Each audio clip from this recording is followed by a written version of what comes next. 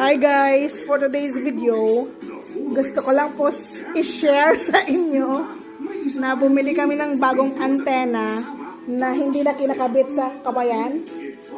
Ha, dad, ano, dad? So, ito na guys. We purchased this from TikTok. So, hindi na namin to kailangan. Ito guys, oh, yung old antenna. Tapos, yung mataas na kawayan, yung matangkad, ano nga yan? Mahaba. Mahabang kawayan. Ito yung old antenna niya. So, imagine, tapos yan, merong butas dyan. Tapos, for sure doon, papunta, palabas doon kasi andyan yung kawayan na pinaglagyan dyan sa labas.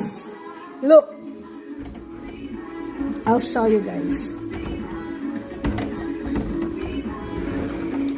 So, ayan guys, oh. So, may antena dyan sa taas. Yung dati na ginagawa talaga na antena.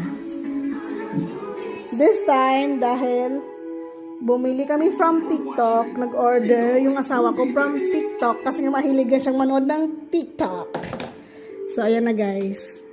So, then, dito. Yan na siya guys.